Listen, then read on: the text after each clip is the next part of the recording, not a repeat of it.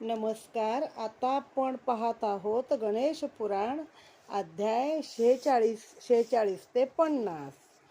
गणाधीश जो ईश सर्वा गुणाचा, मुळारंभ आरंभ त्या निर्गुणाचा. नमो शारदा मूळ तत्वारवाचा, गमू पंथ आनंत या राघवाचा.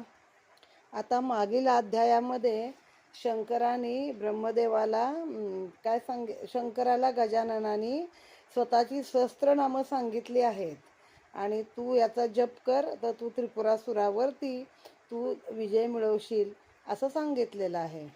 व्यासाने ब्रह्मदेवाला विचारले, गणपतीने शंकराला जे आपले सहस्त्रनाम सांगितले ते सर्व जगताचे कल्याण व्हावे म्हणून तू मला सांग.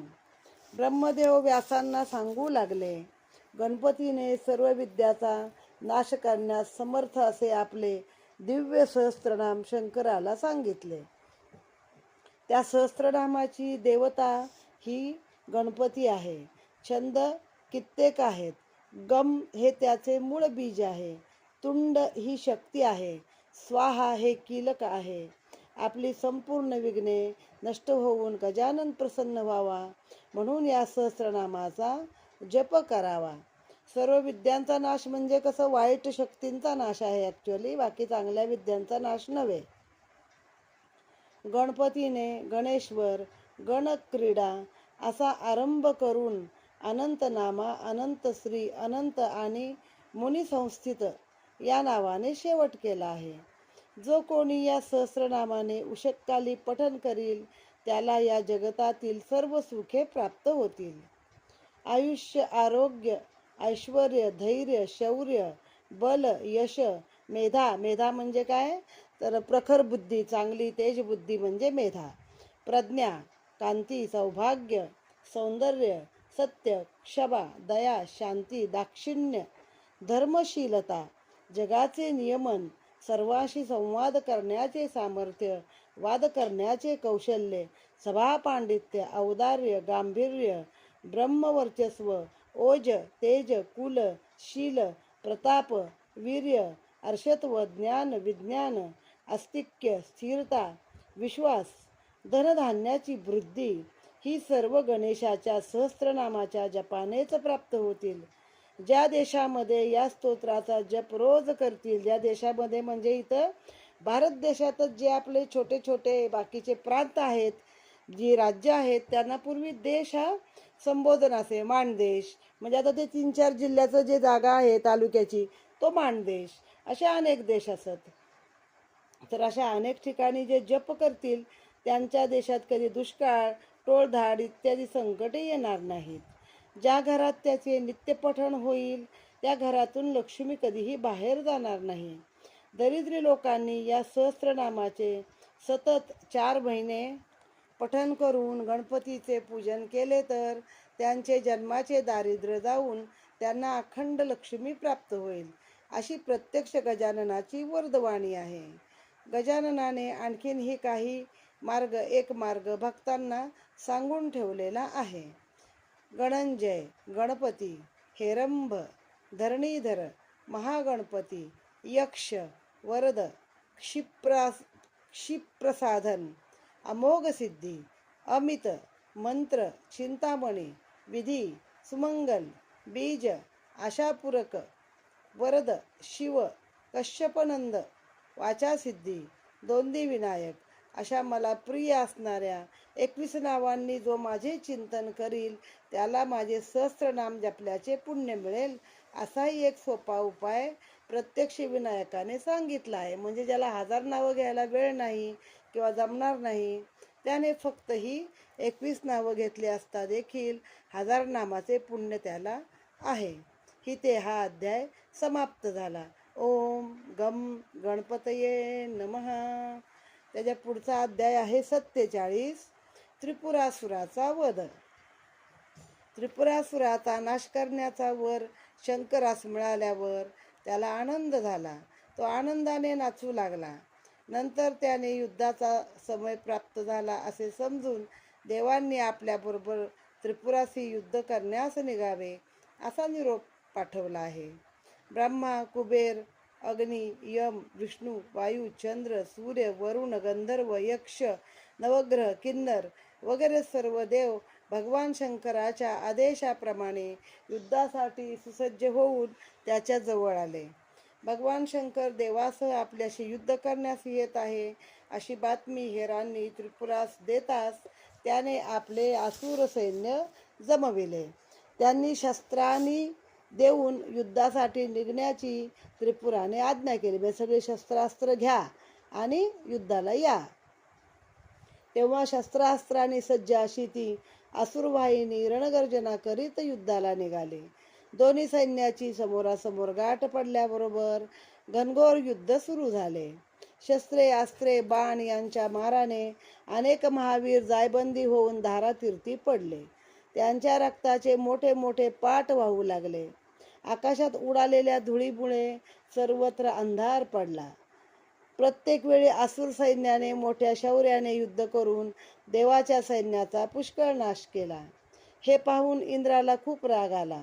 त्याने आपल्या वज्राने राक्षस सैन्यावर प्रहार करीत त्यांचा नाश करण्याचा सपाटा लावला. इंद्राचे ते रौद्ररूप पाहून दैत्य सैन्य सैरावैरा पळू लागले. कित्येक जण वज्रप्रहाराने मरण पावले. कित्येकाचे हातपाय मोडले. कित्येकांची हृदये विदीर्ण झाली. कित्येक रथातून, हत्तीवरून, घोड्यावरून खाली पडले.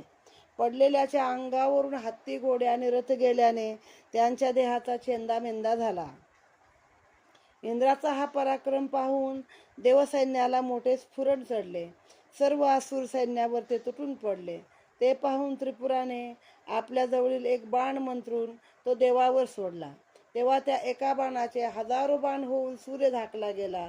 सगळीकडे अमावास्येच्या रात्रीप्रमाणे गडद अंधार पडला. हे पाहून सर्व देवसैन्य मूर्छित पडले. त्रिपुराच्या पराक्रमाने आपले सैन्य मूर्छित झाले आहे हे पाहून शंकराला मोठी चिंता पडली. त्याने त्रिपुराचा वध कसा करावा याचा तो विचार करू लागला. त्याने पृथ्वीचा रथ केला. त्याला चंद्र सूर्याची चाके जोडलेली आहेत. ब्रह्मदेवाला आपला सारथी केले. अश्विनी कुमारांचे घोडे करून त्यांना रथास जुंपले आणि मेरूचे धनुष्य करून विष्णूचा बाण केला. इतके केल्यावर शंकराने आचमन करून प्राणायाम केला आणि गणेश सहस्त्रनामाचा पाठ केला. म्हणजे बाण विष्णू, अश्विनी कुमार दोघे भाऊ घोडे, पृथ्वीचा रथ, ब्रह्मदेवाचं सारथ्य. बरं आहे बाबा, ह्या सगळ्यांना कामाला लावून तू जिंकलंस. त्यानंतर एकाक्ष मंत्राचा जप करून विष्णुरूपी धनुष्यबाणाची पूजा करून त्याला अग्निमंत्रण केले. नंतर महादेव आपण स्वतः तयार केलेल्या त्या दिव्य रथात धनुष्यबाण घेऊन त्रिपुराशी युद्ध करण्यासाठी सज्ज होऊन बसला. त्यावेळेस ब्रह्मदेवाने तो रथ त्रिपुरासमोर आणला. त्रिपुर आणि शंकर एकमेकावर बाणांचा वर्षाव करू लागले. परंतु बऱ्याच वेळानंतर त्रिपुराचा वध होत नाही असे पाहून शंकराने आपल्या जवळील तो विष्णू बाण काढून त्रिपुरावर सोडला. तेव्हा त्रिपुरामध्ये कोटी सूर्यासारखा त्रिभुवनामध्ये, मग ते जे त्रिपुर हे होतं ना, त्रिपुराचा वध होत नाही पाहून तो बाण त्रिपुरावर सोडला आहे आता.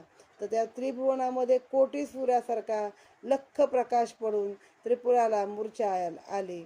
त्याच्या तिन्ही पुराचे एकदम भस्म झाले. मग आता बघा, आताचे जे अणुबॉम्ब वगैरे टाकला ना हिरोशिमा नागासाकीवर, तर तो असाच होता की एका वेळी हजारो सूर्य उगवावेत असा तो विचित्र आणि भडक प्रकाश होता की लोकांचे डोळे गेले त्यानं. मग हा पूर्वीपासून आहे आपल्याकडे, कोटी सूर्य हंतलेले असला प्रकाश पडला. त्रिपुराच्या शरीरातून एक दिव्य ज्योती निघून तिने शंकराच्या शरीरात प्रवेश केला. त्रिपुर मुक्त झाला अशी आकाशवाणी त्यावेळी झाली. नारदादी सर्व देवऋषींनी शंकरावर पुष्पवृष्टी केली.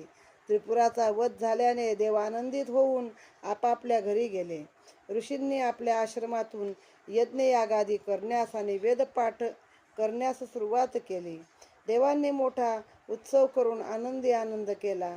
त्यावेळेपासून शंकराला त्रिपुरारी असे नवीन नाव प्राप्त झाले. आरी म्हणजे शत्रू, त्रिपुरासुराचा आरी शत्रू तो त्रिपुरारी. अशा रीतीने इथे हा अध्याय समाप्त. पुढचा अध्याय 48वा आहे, पार्वती घाबरली. कार्तिकी पौर्णिमेस शंकराने त्रिपुराचा वध केल्याने त्या रात्री लोक घरोघरी दीपोत्सव साजरा करतात. कार्तिक महिन्यात आपण जे काही दान, तप, स्नान, जप, होम वगैरे करतो ते बहुल म्हणजे पुष्कळ होते. म्हणजे एका पटीत केलं तर ते 1000 पटीत होतं आपल्याकडनं. म्हणून या मासाला बहुल मास आणि पौर्णिमेला बहुली पौर्णिमा असे देखील म्हटलेले आहे. या दिवशी जो कोणी त्रिपुर दीपोत्सव साजरा करणार नाही त्याचे सर्व पुण्य नाहीसे होऊन त्याला कोणत्याही कार्यात यश मिळणार नाही. त्या दिवशी प्रातःकाळी जो कोणी मनपूर्वक शिवाचे पूजन करील त्याचे दुपारचे पाप नाहीसे होईल. माध्याने पूजन केल्याने 7 जन्मात केलेल्या पापाचे भस्म होईल. इकडे हिमालयाच्या कुशीत लपून बसलेल्या पार्वतीची माहिती ऐक. त्रिपुरासूर मंदार पर्वतावर निघून गेला हे समजल्यावर पार्वती गुहेतून बाहेर आले. तिने मंदार पर्वतावर जाऊन शंकराचा मोठा शोध घेतला, परंतु भगवान शंकर तिला कोठेही सापडले नाही. ती विरहाने व्याकुळ होऊन अहो शंकरा, अहो तात अशा आपल्या पतीला आणि पित्याला हाका मारीत त्या अरण्यात इकडे तिकडे फिरू लागली.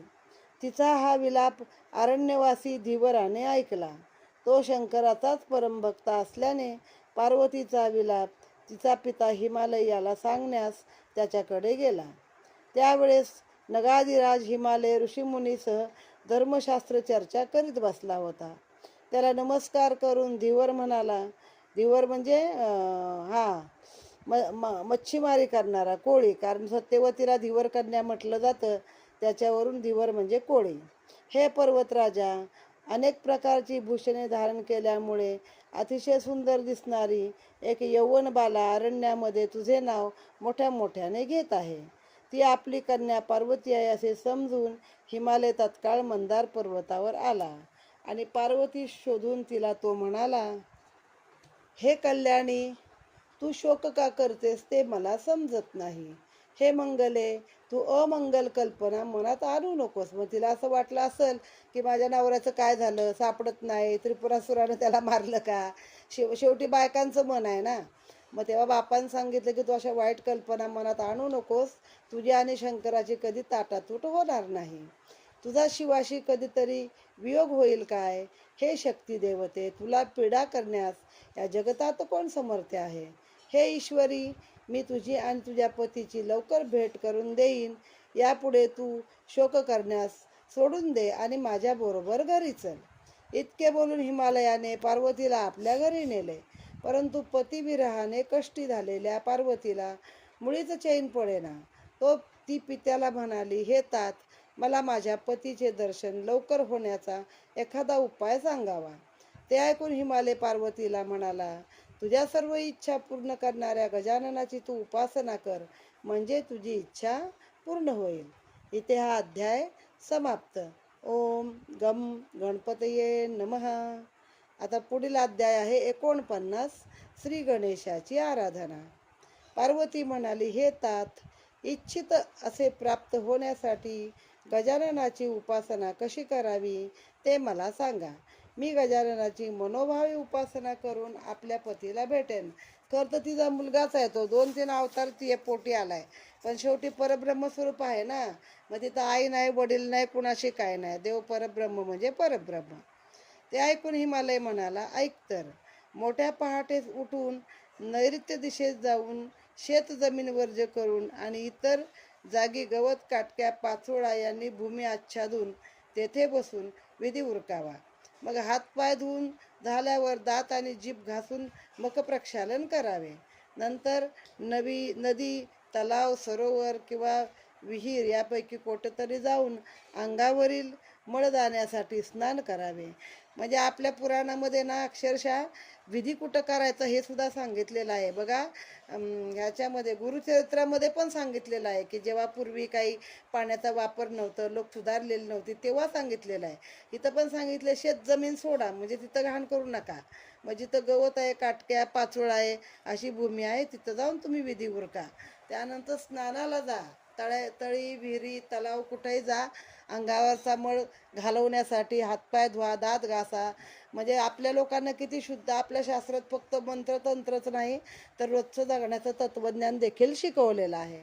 मग मंत्रयुक्त स्नान करावे. भस्म, चंदन किंवा कुंकुम याचा टिळक कपाळी लावा. धूत वस्त्रे परिधान करा. नवीच वस्त्र नाही, पण धुतलेली वस्त्र तरी असावी. इवन आपण रोजची जी नित्यपूजा करतो त्याला सुद्धा धूत वस्त्र रोजचं अंगावर पाहिजे. किंवा मग देवासाठी एक खास सोवळं शिवलेलं असतं, ते सोवळं वापरायचं. आपली नित्यकृत्ये उरकावी. नंतर उत्तम जागेतील खडा नसलेली चिकट माती घेऊन पाणी घालून मळावी. त्या मातीची आपल्या हाताने गजाननाची प्रतिमा तयार करावी. तिला सर्व अवयव असावे. 3 हातात परशु वगैरे आयुधे द्यावीत. एक हात वरद अवस्थेत असा, वरद म्हणजे आशीर्वादाचा हात असा. सर्वांग सुंदर अशी मूर्ती तयार झाल्यावर तिला पाटावर बसवावे. हात धुवून पूजाद्रव्ये मिळवावी. पाणी, अष्टगंधा, अक्षदा, तांबडी फुले, 3, 5 किंवा 7 दळे असलेल्या 108 दुर्वा. म्हणजे किती दलाचे चालतात दुर्वा? 3 वाली चालते, 5 वाली चालते, 7 वाली पण चालते. तुपाचे आणि तेलाचे दिवे, नैवेद्यासाठी मोदक, घारगे, लाडू, खीर वगैरे पूजा साहित्य संपादन करावे. वस्त्र, दर्भ किंवा चर्म याचे आसन घालून त्यावर पद्मासन घालून बसावे. आचमन आणि प्राणायाम करून दिशाबंधन करावे. गणपती आणि इतर देवांचे स्मरण करावे. अंतमातृकापूर्वक आगमोक्त विधीने न्यास करावा. नंतर मंत्रन्यास, षडगन्यास करावा. पूजा द्रव्याचे प्रोक्षण करून गजाननाचे ध्यान करावे. षडंगन्यास ते गजाननाचे ध्यान करावे. हे देवा, एकदंता, शूर्पकर्णा, लंबोदरा, तू भक्ताच्या सर्व इच्छा पूर्ण करतोस. रिद्धी आणि सिद्धी या तुझ्या परिचारिका आहेत. ब्रह्मादी देव तुझे निरंतर ध्यान करतात. अशा अर्थाच्या मंत्राने गजाननाचे ध्यान करावे. सर्व पूजा द्रव्य त्याला समर्पण करावे. धूप, दीप, नैवेद्य दाखवून पूजा समाप्त करावी. मन स्थिर करून अनेक प्रकारे गणेशाची स्तोत्रे, सूक्त इत्यादी म्हणावेत. त्यांचा पाठ करावा. हे दीननाथा, हे दयानिधे, हे संकटनाशक त्रैलोक्यनाथा, तू माझ्या सर्व अपराधाची क्षमा कर, अशी प्रार्थना करावी. गजाननाला साष्टांग नमस्कार करावा. सर्व सिद्धिविनायक मंत्राचा नियमाप्रमाणे जप करावा. इथे हा अध्याय समाप्त. ओम गम गणपतये नमः. अध्याय 50. आता हिमालयाने पार्वतीला गणेश व्रत सांगितले. आता मागच्याच अध्यायात सांगितलंय खरं. वडिलांनी सांगितलेले गजाननाचे व्रत ऐकून पार्वती प्रसन्न झाली. पण मनात एक शंका घेऊन पार्वती म्हणाली, अहो तात, मला जप करण्यासाठी गजाननाचा एकही मंत्र येत नाही. त्यासाठी आपण मला प्रथम मंत्र उपदेश करावा.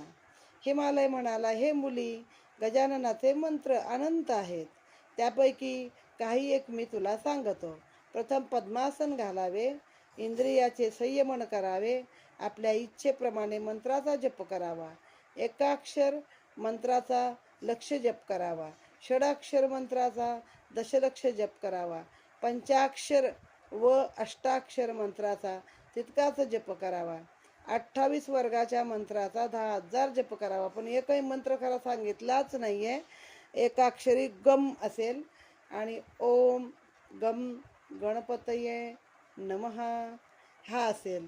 दुसरं श्री गणेशाय नमः असे हे मंत्र आहेत. ह्या त्याने दिले नाही, पण हेच खरे मंत्र आहेत आणि त्याचा किती जप करायचा ते सांगितलेलं आहे. 28 वर्गाच्या मंत्राचा 10,000 जप करावा. असे मंत्राचे अनेक प्रकार असले तरी पार्वती, तू एकाक्षर किंवा षडाक्षर मंत्राचा उपदेश घे. ओम गम गणपतये नमः. तो जप 1 लक्ष निदान अर्धलक्ष तरी करावा. शुद्ध चतुर्थीस जपाला आरंभ करून 1 महिना अनुष्ठान केलेस म्हणजे तुझी मनोकामना पूर्ण होऊन शंकराची भेट तुला होईल. स्त्रिया किंवा पुरुष यापैकी कोणीही गजाननाच्या मृत्तिकेच्या मूर्तीची पूजा केली तरी त्यांना धन, पुत्र, पशुधन यांची प्राप्ती होते. 2 मूर्तींची पूजा केल्यास असाध्य ते साध्य होते. 3 मूर्तींचे पूजन केल्यास राज्यवैभव प्राप्त होते. 4 मूर्तींचे पूजन केल्यास 4 पुरुषार्थ मिळतात. 5 मूर्तीचे पूजन केल्यास सार्वभौम राज्य मिळते. 6 मूर्तीचे पूजन केल्यास सृष्टीची उत्पत्ती प्रलय करण्याचे सामर्थ्य मिळते. 7, 8, 9 मूर्तीची पूजा केल्यास सर्वज्ञ होऊन त्यास त्रिकाल ज्ञानाची प्राप्ती होते. 10 मूर्तींचे पूजन केल्यास 33 कोटी देव सनकादिक मुनीही वश होतात. 11 मूर्तींचे पूजन केल्यास एकादश रुद्राचा स्वामी होतो. 12 मूर्तींचे पूजन केल्यास 12 दैत्यावर अधिकार चालतो. एकूण 108 मूर्तीचे पूजन केल्यास त्यांच्यावर कोणतेही संकट कधी येत नाही. आता 12 दैत्य नाही, खरं 12 आदित्य आहेत. आपण 12 सूर्य म्हणतो. आपल्या संकल्पनेत 12 सूर्य आहेत, म्हणजे 12 ब्रह्मांड आहेत या पृथ्वीवरती. अशा 12 पृथ्वी आहेत, सगळे 12 ग्रह आहेत आणि त्या ठिकाणी असे सूर्य पण आहेत. तर मग त्यांच्यावर तुमचं राज्य चालतं. 108 मूर्तीची पूजा केली तर कोणतं संकट कधी येत नाही. 1,00,000 मूर्तींची पूजा केली तर अंतिम मोक्ष प्राप्त होईल. कारागृहातून मुक्तता होण्याची इच्छा करणाऱ्याने 5 मूर्तीची पूजा केल्यास तो 3 ते 7 दिवसात बंधमुक्त होतो. 7 मूर्तीचे रोज 5 वर्ष पूजन केल्यास महापापाचा नाश होतो. जन्मभर मृत्तिकेच्या एकाच गजानन मूर्तीचे पूजन केल्याने तो प्रत्यक्ष गजानन स्वरूप होतो आणि त्याच्या दर्शनाने सर्व विघ्ने नाहीशी होतात.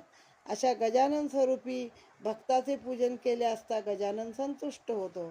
रोगाची बाधा झाली असल्यास 3 मूर्तीची पूजा केल्याने 9 दिवसात संपूर्ण रोगाचा नाश होतो. म्हणजे एखादा रोग सध्या आहे, बराच होत नाही, तिथं 3 मूर्तींची पूजा केली असता रोगाचा नाश होतो. गणेशाची प्रतिमा सुवर्णाची, रुप्याची, तांब्याची, काशाची, मौक्तिकाची किंवा प्रवाळाची करून पूजा केली तर सिद्धी लवकर प्राप्त होतात. तर आपल्या महाराष्ट्रीयन माणसांच्या देवाऱ्यात एक गणेशाची मूर्ती प्रत्येकाकडे असतेच.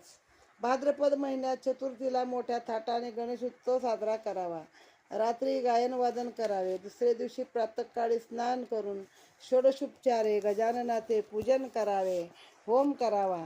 नंतर पूर्णाहुती देऊन बलिदान करावे. नंतर होमाची समाप्ती करावी. आता बलिदान म्हणजे काय, पूर्वी कदाचित माहीत नाही काय करत होते, पण आता नारळ फोडायचा आहे, कारण त्याला डोळे असतात, शेंडी असते. होमाच्या दशांश तर्पण आणि तर्पणाच्या दशांश ब्राह्मण भोजन घालावे. दाम्पत्याची पूजा करावी आणि त्यास वस्त्रे, भूषणे, दक्षिणा इत्यादी गोष्टी देऊन सायंकाळी मंगलमूर्तीची प्रतिमा पालखीत ठेवून वाजत गाजत, म्हणजे खरं एकच दिवसाचा गणपती आहे. हातावर सकाळी तयार करायचा आणि संध्याकाळी त्याचं विसर्जन करायचं असं सांगितलेलं आहे, किंवा 1.5 दिवसाचा आहे. रात्रभर ती स्नान करून पूजा करायची, रात्री गायन करायचं, म्हणजे आदल्या दिवशी बसवायचं चतुर्थीला, रात्रभर जागवायचं, दुसऱ्या दिवशी सकाळी पालखीत घालून वाजत गाजत त्याचं विसर्जन करायचं आहे. मोठ्या मिरवणुकीने जलाशयावर जाऊन त्या मूर्तीचे पाण्यात विसर्जन करावे. इथे हा अध्याय समाप्त झालेला आहे. ओम गम गणपतये नमः.